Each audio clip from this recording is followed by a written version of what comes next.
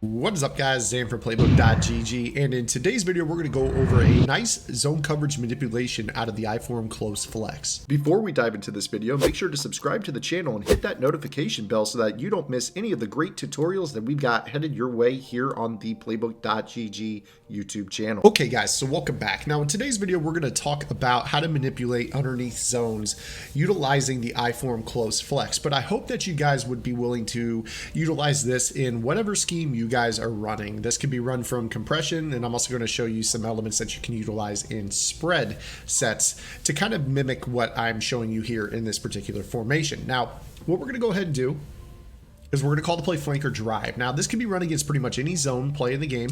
However, we're going to go ahead and show a cover 2 focus here. So the first thing we're going to do here is we're going to make sure that our tight end on the deep corner route is to the wide side of the field pre-snap.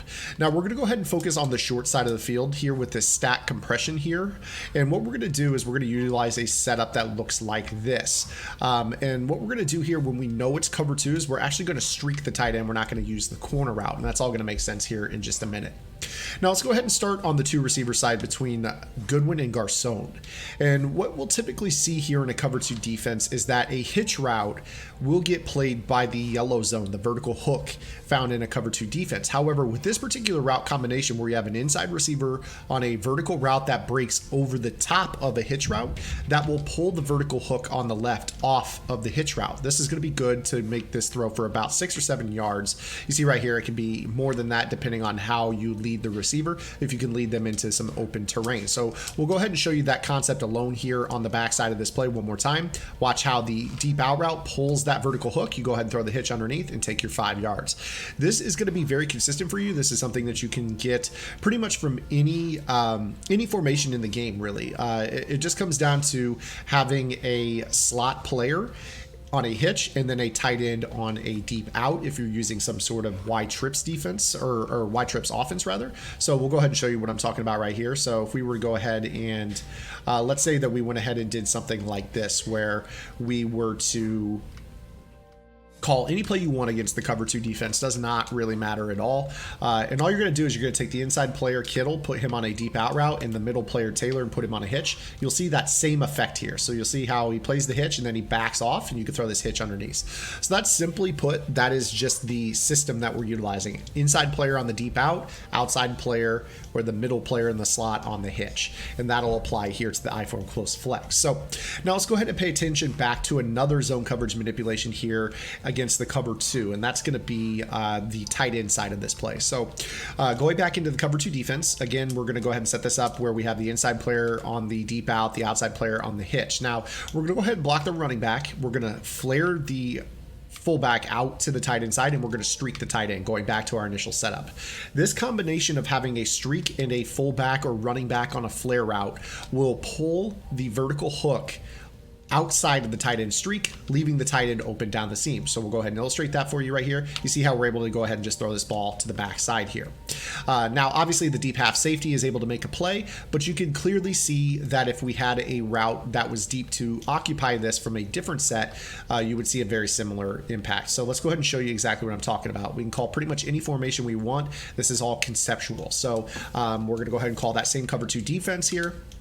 And I'm going to go ahead and show you. If we put Kittle on a streak, and then we just have Garcon on anything, you're going to see the same effect. Watch how the vertical hook, that right linebacker looking at the screen, jumps to the outside and just leaves that route open. Now, obviously, in that situation, the mid-read is going to try to play him, but there are ways to manipulate mid-read zones as well. So just kind of keep that in the back of your mind. You can definitely manipulate mid-read zones. You see right there, I pull him to the left by simply running this route combination, and we're able to find the tight end wide open down the middle of the field. So showing you conceptually how this works. Now let's go ahead and go back to the iForm Close Flex again, because we're going to go ahead and break down kind of another setup here for this play that is going to help make this a little bit more viable for you. So go ahead and focusing on the cover 2 defense one more time here. If we wanted to run that exact setup, if you will, where you have an outside receiver to make sure the deep half is not as occupied on Kittle's side, you would probably end up needing to motion a receiver across. Now in that example, Garcon basically basically plays kind of a second tight end. In this situation, if we were just motion the other receiver, he goes out wide. That's going to allow us to really open up Kittle. So with this type of 3 verticals and then just a flare route, you're going to go ahead and pull that vertical hook outside, and that's going to allow you to throw this ball down the middle of the field. Now, of course, a lot of players do like to use in the middle linebacker, so that goes without saying, but this is just a way that you can manipulate all the different hook curls on or vertical hooks and mid-read, if you will, on a cover 2. Now, let's go ahead and get back to kind of another look. This can apply to any zone in the game. So what we're going to do here is we're going to go to play type. I'm going to go zone coverage and choose random zone coverage. We're going to go ahead and back the ball up a little bit, give us a little bit more room here to make this throw. And we're actually going to leave the deep tight end corner. So what we're going to do here is we're going to show you a setup that I like to use, and we're going to motion across Goodwin again, and we're going to go ahead and put him on a streak. And this is going to serve as a pull route. Pull route is a route that's designed to pull a deep zone further away, allowing another route that's also deep to break underneath. So this deep corner to Kittle is one of the best routes in the game. You guys know it from formations like trips tight end. You also know it from formations like gun bunch. Bad throw right there, but you can see what the pull route does. It pulls that deep half safety or whatever deep zone you have on the field all the way deep, allowing that corner route to break underneath. So in this situation, you could basically run a setup that kind of looks like this, with design and hope that you're going to be throwing the tight end corner. So you see that tight end corner breaks out underneath the deep half in a cover 2 invert, and we're able to pick up a huge gain of about 40 yards on this play. So what we do here in this type of against zone defense is we motion this route across, and we can put him on a fade or a streak. It does not matter. If you think it's still cover 2, you could always go ahead and flare that fullback and try to play the exact same way, just getting that vertical hook to jump outside. Obviously, in some defenses, you're going to see that they play match coverage. You see right there that deep corner route beat the match coverage, just a bad throw by the quarterback. But you can certainly see how this particular route combination shakes out with your ability to run off the deep coverage, allowing Kittle's route to get open behind it. If you think it's cover 2, you mix in that fullback flare to move the vertical hook. If not, you're going to be in good shape. You see right here, here's another match concept. You're going to go ahead and just throw the corner route because it beats the match concept. So this is going to be a route that beats all types of zones in the game.